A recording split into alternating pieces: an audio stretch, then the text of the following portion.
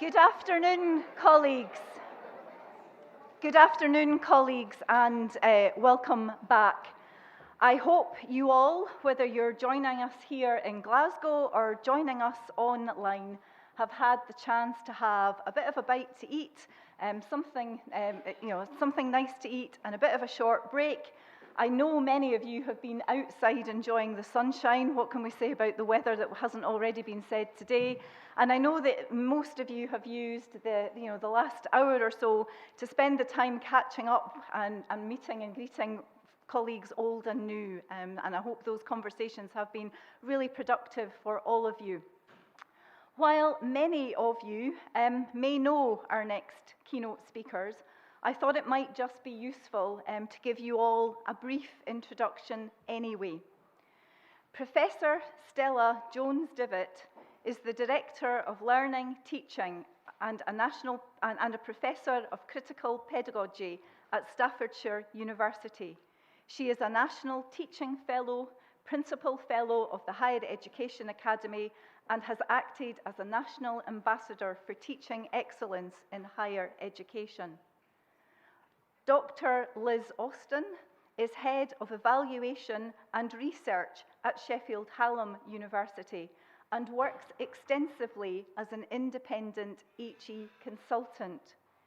She is also a Principal Fellow of the Higher Education Academy and has acted as a Principal Investigator for several externally funded projects for Advanced HE, Office for Students and the Unite Foundation. Together, Liz and Stella have also published several resources, including student and staff guides to using evidence as part of our previous enhancement theme, Evidence for Enhancement. And the recently published article, Evaluation for All, Why Evaluation Within and Beyond Higher Education Should Be Universal and Accessible, to support the UK higher education sector to enhance our evaluation capacity and capability. In December 2020, and goodness, does that feel like a lifetime ago, QAA Scotland engaged Stella and Liz to evaluate the impact of the resilient learning communities, our current theme, alongside the impact of 20 years of the enhancement theme as a programme of work in Scottish HE. Today, Stella and Liz will present both the successes and lessons learned from the evaluation of the enhancement themes approach and explore how evaluation can be used to evidence the impact of the enhancement activity in the future. So I'd like you all to join me in extending a very warm welcome to Stella and Liz.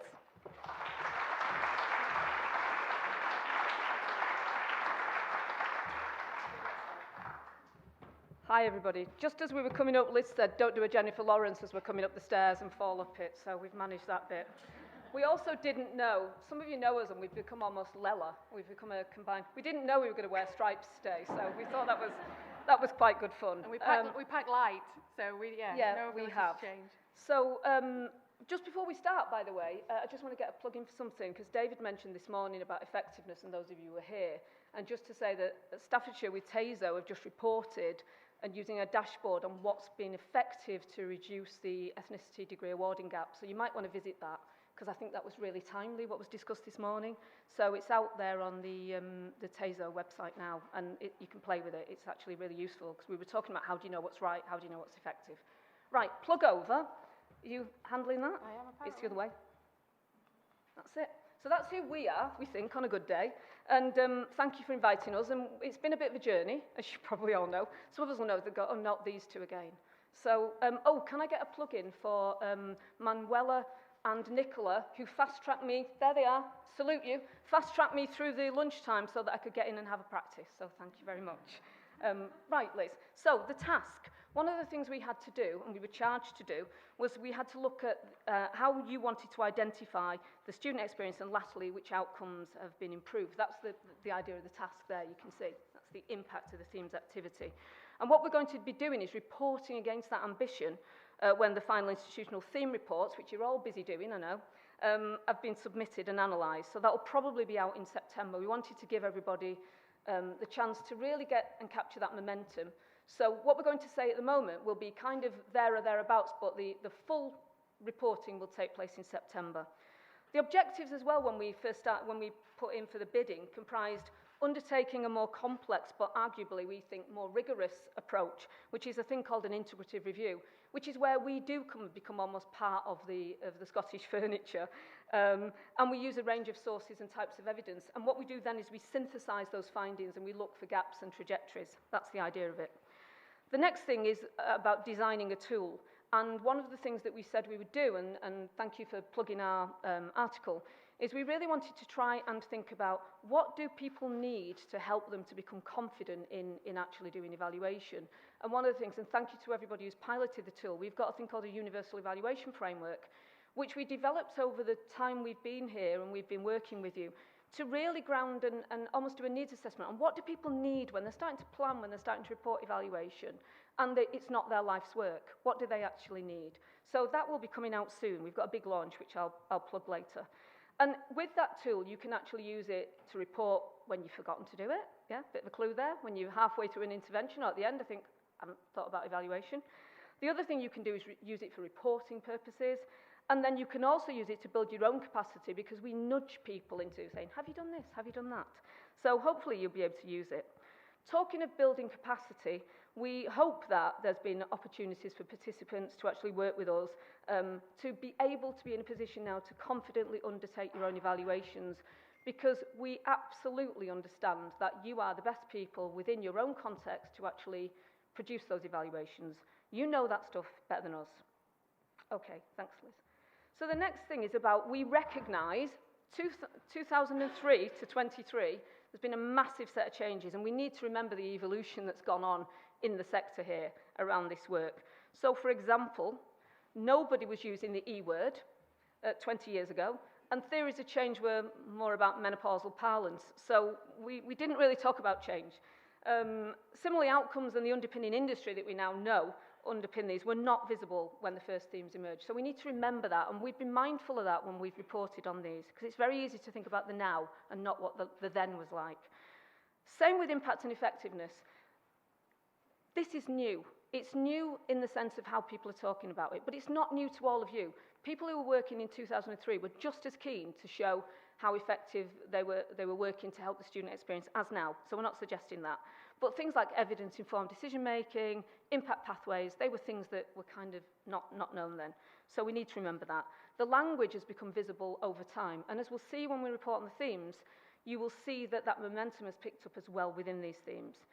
And you'll know as well there's a lot of changes coming in 2024, and heralded by the introduction of a more overt approach to accountability and that link between the HE and the FE sectors. So there's lots to come around integrating effectiveness and enhancement.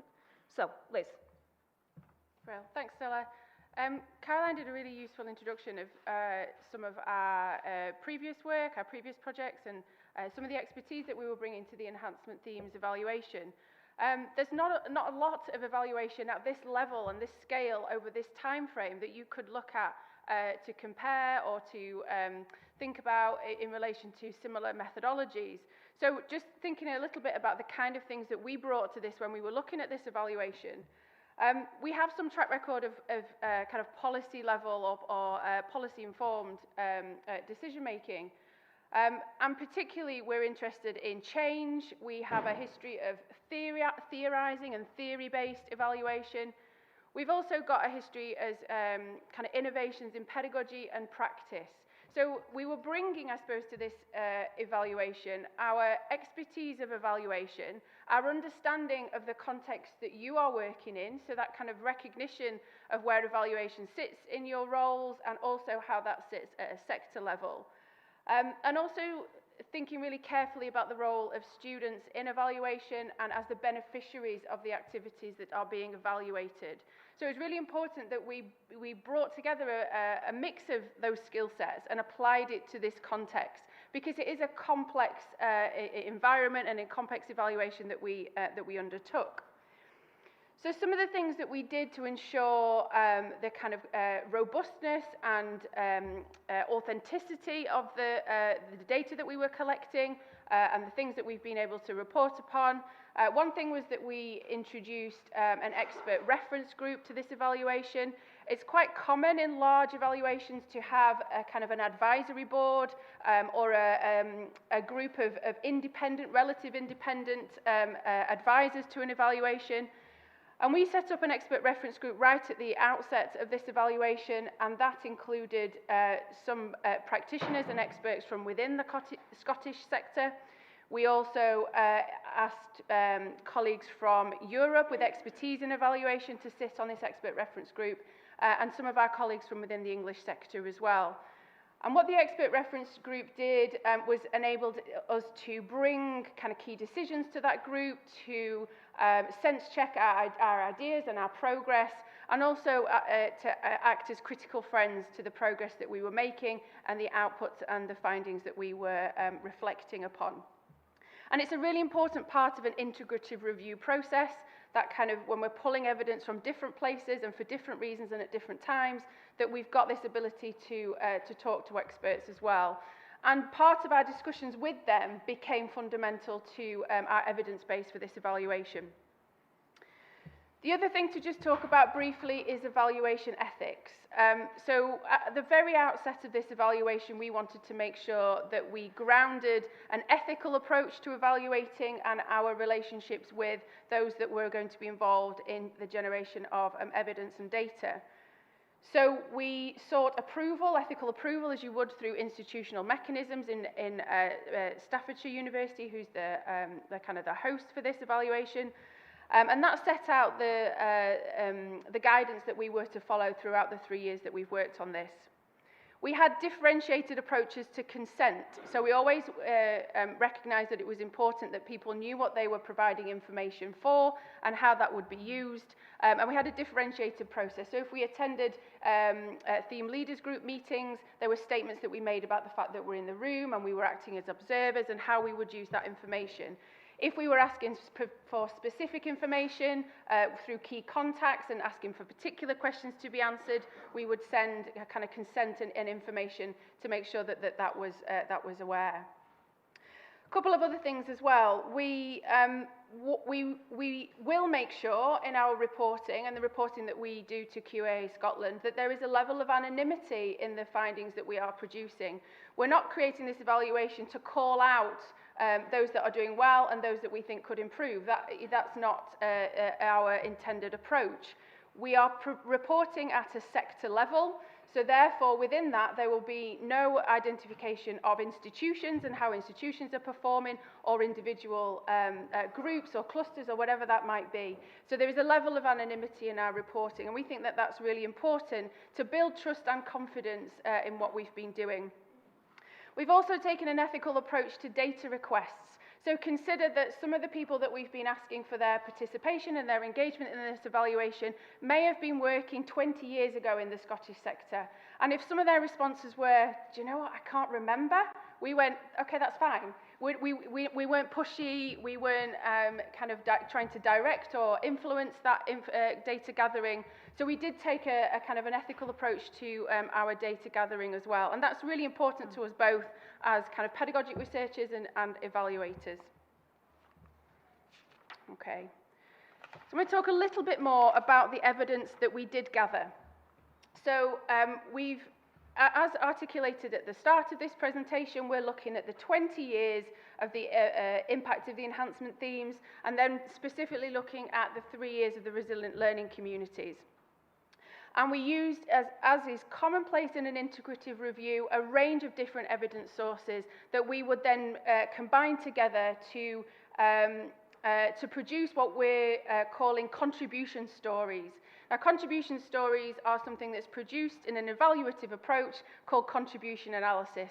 Now, I'm not going to spend loads of time talking about the details of that, although I could, but believe me, it's a thing, okay? If you haven't heard about it before, it's a thing. Go Google it, yeah. So what that entailed is the production of a retrospective theory of change. Again, not going to bang on about this.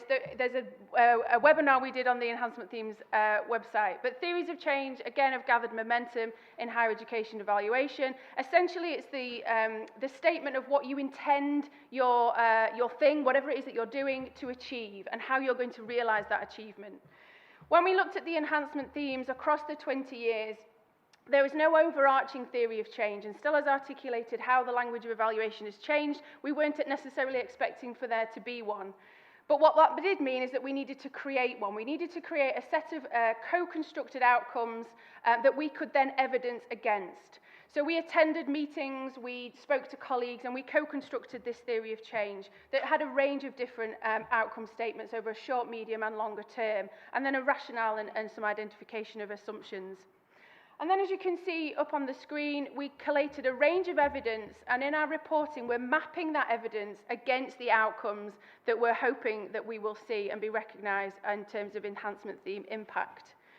So, lots and lots of different methods used here, from documentary analysis, and we've read a lot of documents, some gap mapping, so we're looking at the identification of change and gaps over time.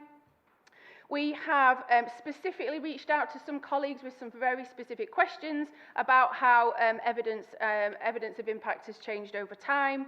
And we've used different mechanisms in order to be able to do that. So some of the communications went out through Chic and that kind of governance.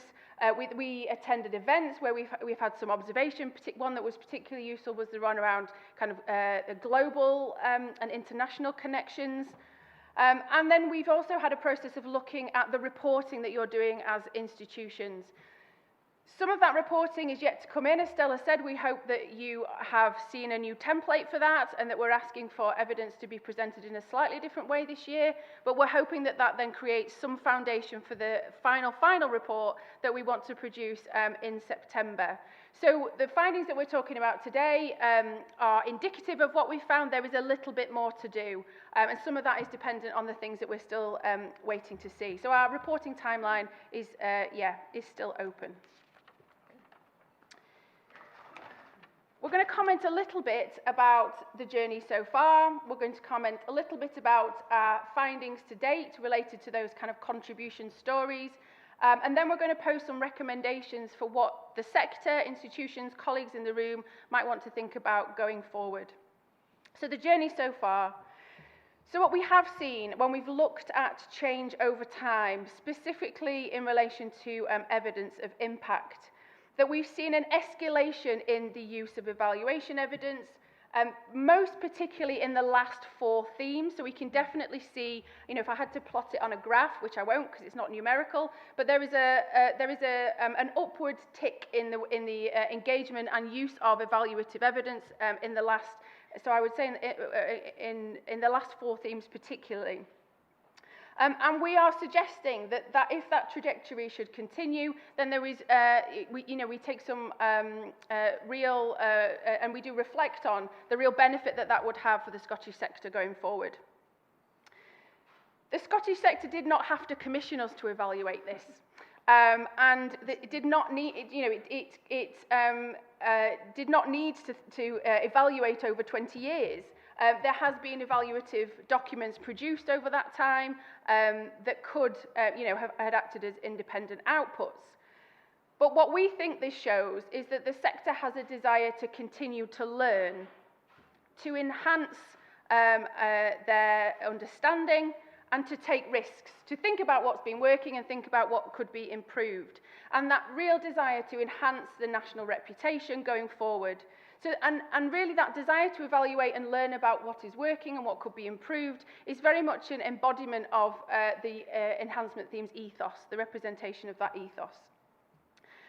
And there's another reflection from us is that we, in the collective we, don't get everything right all the time. And again, I think that some of the things that we've reflected on and some of the recommendations that we're making is how this development and this journey can continue. So we might not always get that right, but it does take a real courage, and that's the kind of, the courage of leaping into the unknown sometimes, and the innovation that characterised this work, and that we really saw that from day one. So some initial reflections, and then we're going to get into a little bit more of the detail. Okay. Can I just move that slightly? Yep. Yeah. Right, back to me. So in terms of reflections on the journey so far, we've all said that it's not just about always getting things right. There are some things from which we can learn. And we wanted to just kind of share those with you now, and then we'll move to findings. I'm going to romp through this because I'm conscious of time. So being careful for what you wish for is an obvious one. There's much more need, and this is across the sector, and by the sector I mean higher education globally, for looking at outcome setting and impact phrasing to be more specific, and that old adage of being smart mnemonically. You know, we need to do that stuff much more when we're evaluating as well. And if outcomes are difficult to achieve or evidence, then that makes demonstrating the impact of that even more problematic, and we'll allude to that later on. The challenge in recent years about doing this work have also been concerning, what was that thing? COVID, yeah, COVID, a little bit of a pandemic that got in the way, if you can remember that one. But it has to be acknowledged, and we found this, that because the Scottish sector has got this really track record of collaboration, of sharing, etc., we found that, although it sounded like you had hindsight already, that because of the work you'd done, you were already able to minimise the serious damage that was occurring at that time, which I think is really commendable. There was lots of positive learning too concerning the necessity of building those trusting relationships between evaluators and stakeholders. We made the decision with the people who commissioned us to say that bystanding on this occasion would not cut it. It wouldn't be useful. And so we've been able to, we think, although colleagues in the room might tell you differently later, to build some relationships where people can talk to us, they can say, I'm thinking of doing this, or they can say, oh, we don't quite agree with that. And that placing that ownership in the right hands, i.e. your ownership, is absolutely critical. But we can't do that without capacity building either. And it's really important that we build that confidence in you, who are in the best context to benefit. And I think that's really, really important. So we want to share with you now, and I apologise for a busy slide, it's coming up in a moment, what are the key things we found along the journey? You will get these slides, but it just gives you the kind of ideas of some of the volume that we found. Okay, this will be far too busy for you to read, and unless people there can zoom in, but I will just share with you. It shows you the journey and the things that have been achieved in this journey. On the diagram, there's a central timeline arrow with respective themes arranged chronologically. So at the back, you start with the ones that occurred in 2003, and you can see what we've done as evaluators. We've picked out some key bits in there that we thought were really innovative of their time. So I'll just pick out a few highlights, whether you can see them or not. So in 2003, for example, the Students' Needs theme had its own project board to develop good practice. Now that sounds really passé, but at the time that was incredibly novel. Okay, people weren't doing that in 2003. In the employability theme, that was a couple of years later, it had an active community of practice in the sector, again very innovative of its time. The longer-term first-year experience theme around the same time also included collaborators from across the globe to generate thinking, evidence and ideas, rather than becoming parochial. Again, really innovative. Graduates for the 21st Century, which was the first three-year theme, recognised the use of prior and present evidence to inform future themes' work. That sounds like, oh, well, okay, that was really groundbreaking at its time, okay? Developing the curriculum, again, that was further on. Actively engaged students in decision-making roles, very novel of the time. And then they became key theme partners in the work, and that's continued. In the Students' Transition theme, there was an annual evaluation report and impact statements which first occurred. People weren't doing that, okay? And then the Evidence for Enhancement theme, which those of you might know of, which was more relatively recently, that marked a real step change. And unsurprisingly, given the theme title, you're now recognising the overt role that evaluation can play in enhancement work, and also the equality of opportunity afforded to students to co-create those agendas and work streams, which again was really interesting. And finally, you know, I do think there was some amazing crystal ball gazing going on when you thought of developing resilient learning communities before COVID hit us. And if ever there was a timely theme, that was it. And these are all things, when taken out of context, that might not seem that innovative. But when you go back to those times, they were absolutely innovative in the zeitgeist of their respective times. And when those emerging ideas occurred, it was apparent that they were, and indeed still are, some very innovative work of its time. So, you know, you should be proud of those achievements. And those were the things that we picked out. They're just several of things we could pick out. There were loads. There was. And I'm just going to now give you a snapshot of some of the findings that we're currently reviewing, and then we'll build on, as we've said, as the final reports come in. But in contribution analysis, you look at the kind of claims that your theory of change makes, and then you want to try and see whether you've got the evidence for that. You return to it, you further test it, and then you kind of decide upon the most prevalent and the most important contribution claims that you want to report on. So I've got 3 here that I'm going to talk about today, and they kind of mirror a longitudinal development of change over time. So the first question that we asked of our data is, can the enhancement themes evidence that ownership and engagement in each enhancement theme by staff and students within institutions and across the Scottish sector creates an infrastructure to enable collaboration and sharing of good practice? So this is the first step in effective enhancement themes. That as institutions and as a sector, you've created that infrastructure for change.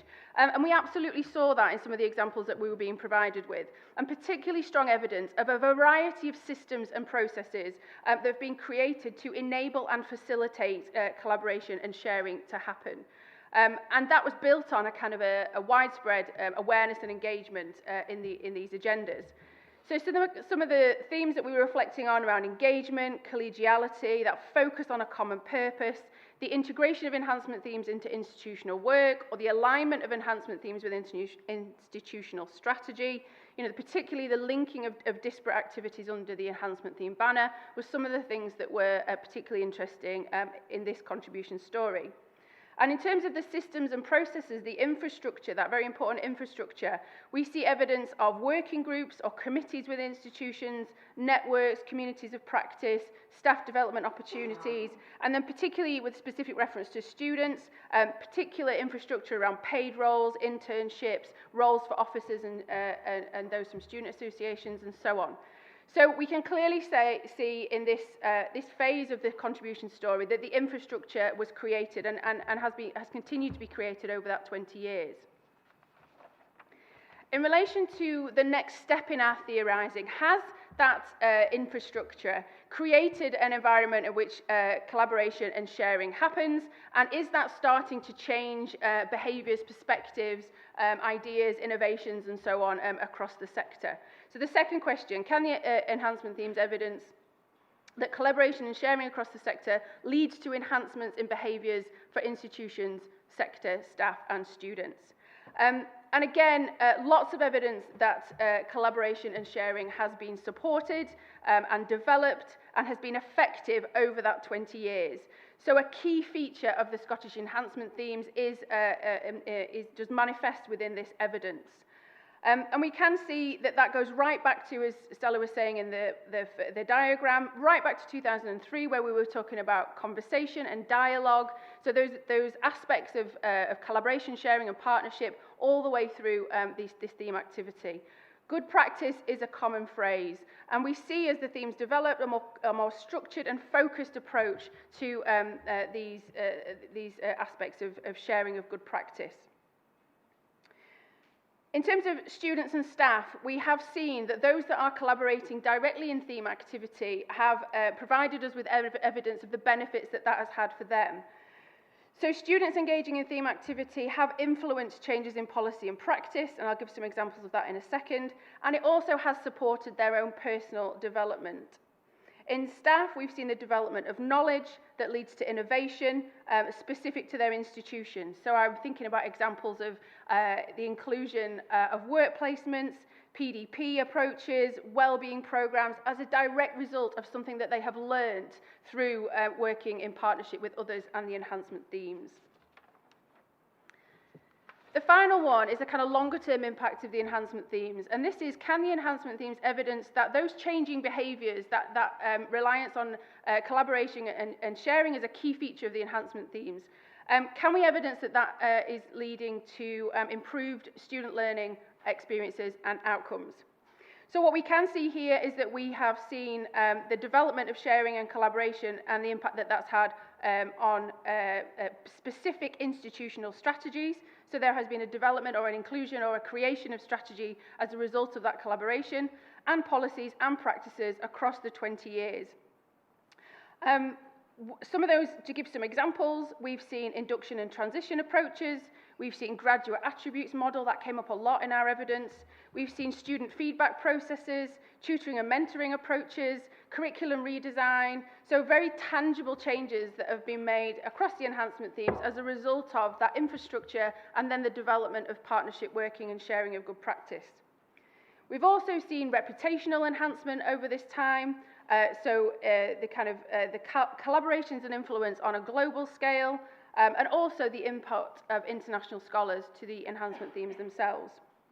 And again, the development of students and staff directly involved in theme activity is something that we could evidence here as well. So for example, for students, we have examples of the direct impact on employment and professional development, for example.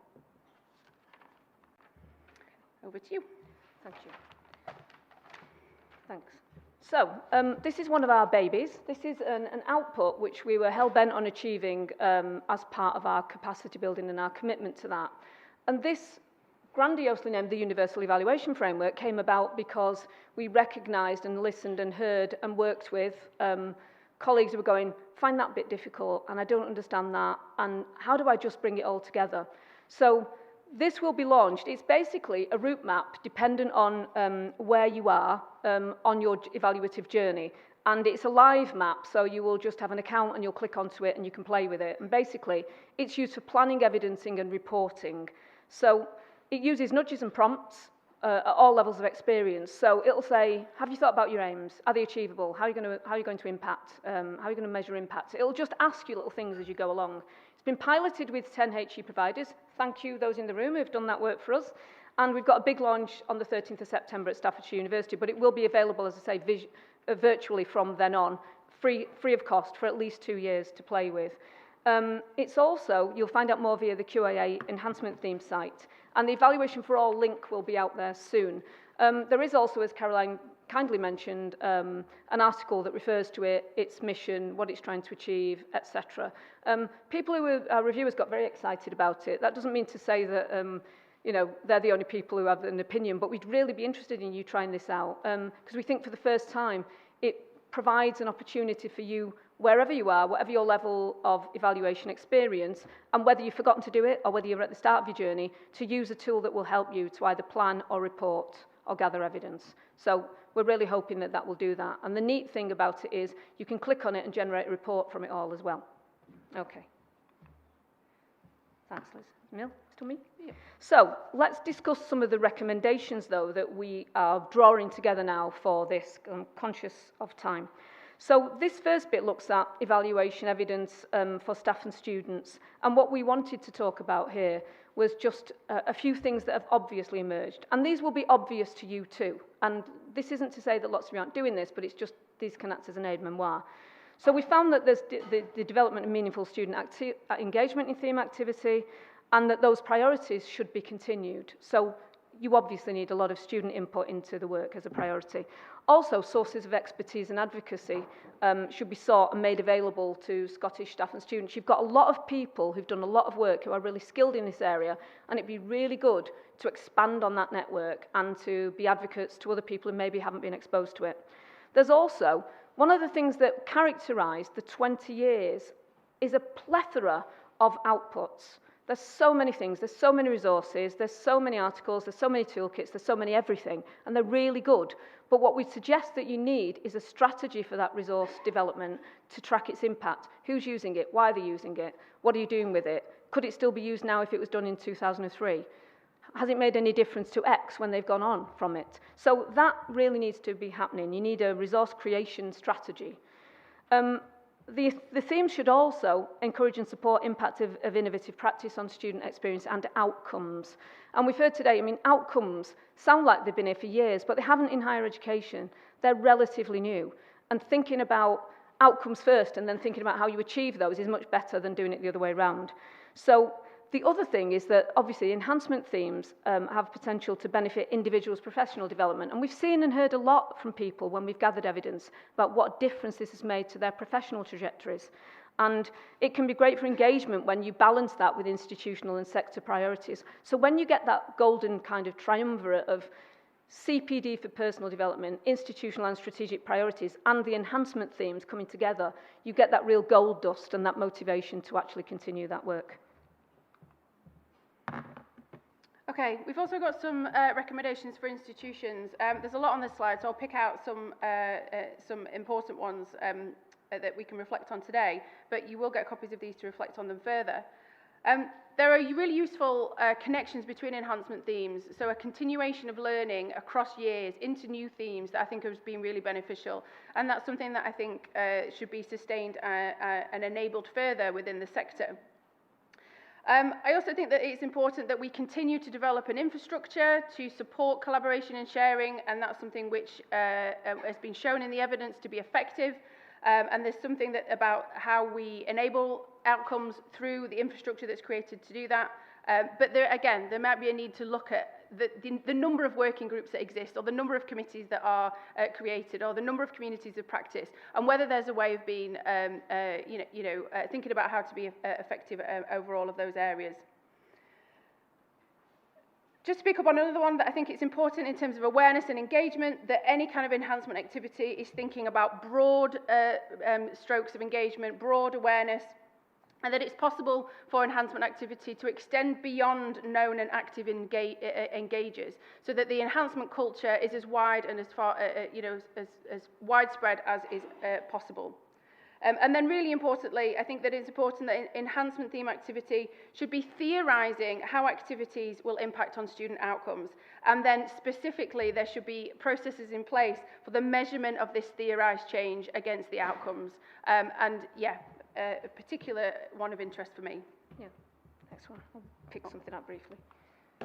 Okay, so for the Scottish sector, you can probably read that at your own leisure, but there are several things that we think, obviously, longer-term impact is where we need to be going with this, so that you learn from this as you move into theme after theme, that you actually take that learning and you apply it. And there's evidence of that, but it's really important to keep that focus. There's lots of things on there. I think the biggest one, if I was to picking it out on there as well, one of them, is that meta-evaluative process. By that, what is the overarching almost theory of change process that you want to encourage across the enhancement themes, so that practitioners know what's expected of them, so that students understand it, so that when you're planning your stuff, you actually understand what is that big strategic vision for achieving those outcomes, and what are those outcomes at strategic level, and then how do those objectives split off into institutional, into personal, into strategic. Okay.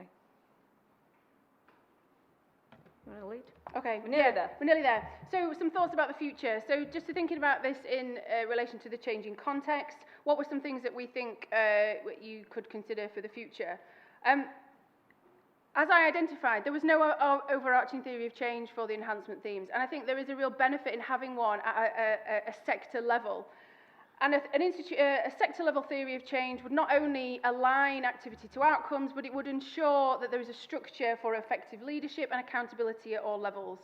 And then what that could mean, if you have that higher-level identification of what change is hoping to occur, then all institutional work and cluster work, or whatever that looks like in the future, aligns to that overarching sector-level theorising of how change happens, so the activity streams link specifically to those overarching sector outcomes.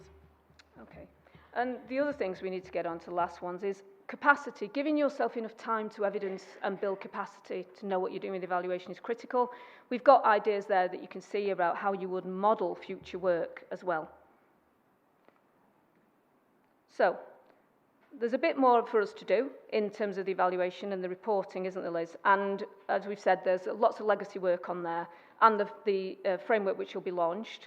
But we have had quite a good time, haven't we? Yes, yeah, we've had a good time. Yeah. But basically, we just want to leave some final words to some of your colleagues to hear the joy.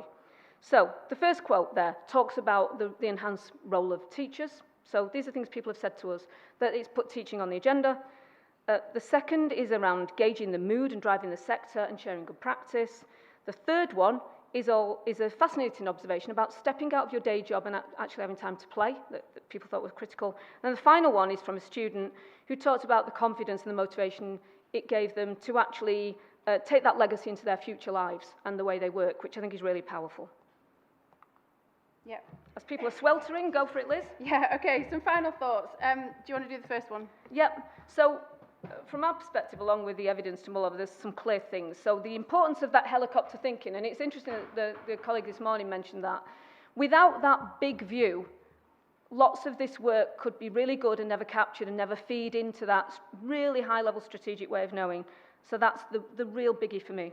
Yeah, the biggie for me is the relationship between what we do and then what we find. So the evidencing of the relationship between activities and outcomes, and the structure, the infrastructure that's created in it to enable that to happen effectively.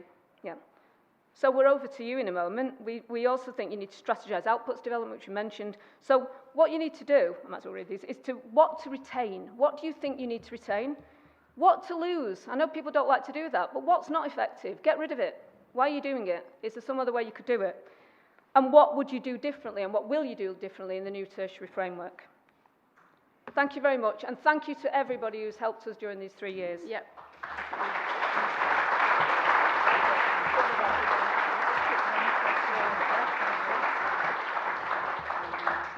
I'm looking for my instructions kind of up the back. We're slightly pushed for time, but we're going to take one question. So if anybody in the audience has a burning question that they'd like to ask Stella and Liz, any hands going to go up there? People are frying, talking of burning questions. I said it'd be a hot session on Twitter. Any questions? No, I think people want to escape to the next session. I know. Okay. All right, colleagues, I'd like you to join me again in thanking Stella and Liz for their presentation today. Thanks for listening. Thank you.